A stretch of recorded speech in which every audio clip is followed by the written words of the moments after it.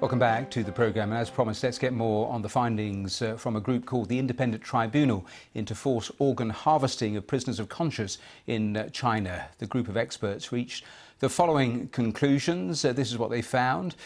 They said there is clear evidence of a supply chain of organs over many years from an unaccountable source. The tribunal being certain that it was indeed the Falun Gong, a Chinese religious sect, who were used as a source, probably the principal source of organs from forced organ harvesting, and adds that while it doesn't have sufficient evidence to reach the same conclusion for Uyghurs, the vulnerability of the Uyghurs to being used as a bank of organs is also obvious. Well, let's talk about these findings for the next few minutes. With me here is Ethan Goodman, author of the book The Slaughter, Mass Killings, Organ Harvesting and China's Secret Solution to its Dissident Problem, and also Dr. Tohti, a doctor from China who advocates on behalf of the Uyghur people. Thanks both of you for coming in to join us on this programme.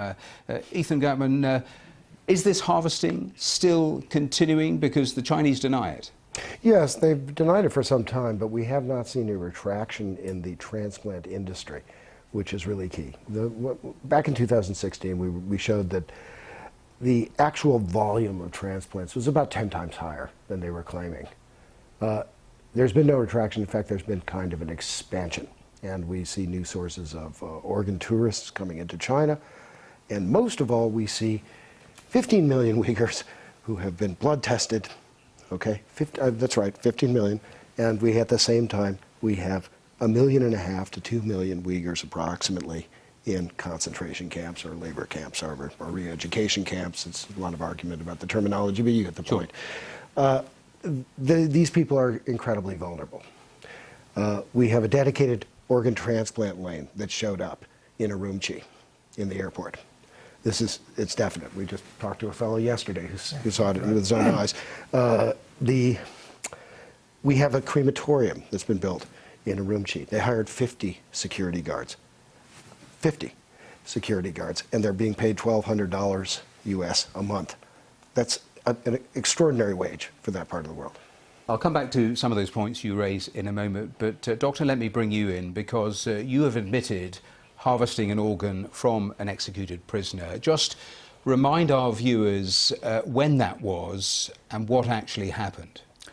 It was in 1995 in the summer one day, and my chief surgeon asked me to assemble a team and followed him to a Western Mountain execution ground, and where they showed me a corpse after that shot to his right chest, and they deliberately knocked him out, and they gave me time and asked me to remove his liver and the 2 kidneys. And you did that. Did you feel guilty at the time? Do you feel guilty now, looking back, and actually knowing what you were involved with?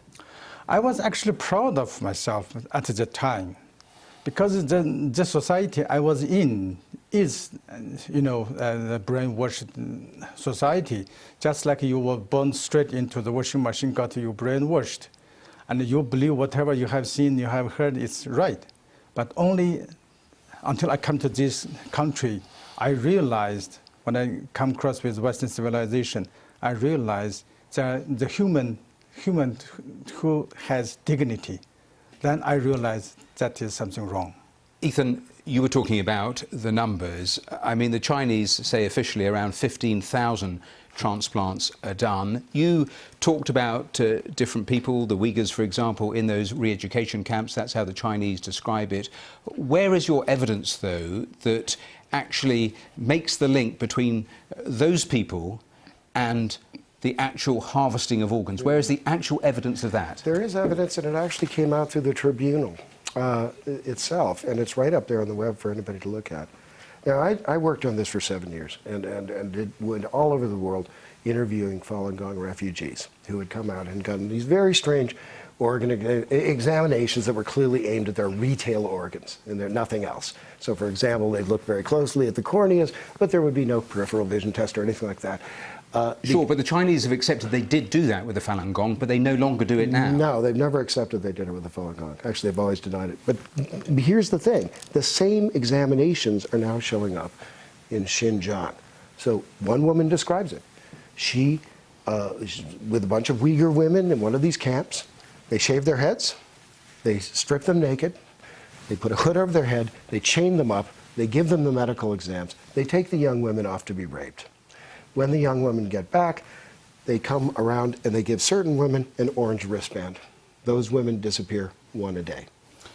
Doctor, you're in contact with Uyghurs. In terms of what are they telling you, again, about what exactly is going on with this? Not the various camps they're being held with or where they're being taken to, but in relation to this, what are you hearing?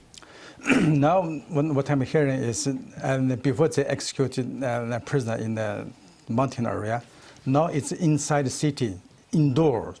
And they put whole plastic on the ground and they shoot them.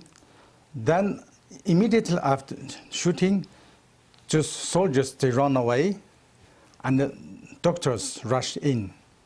And this is what they're starting telling me.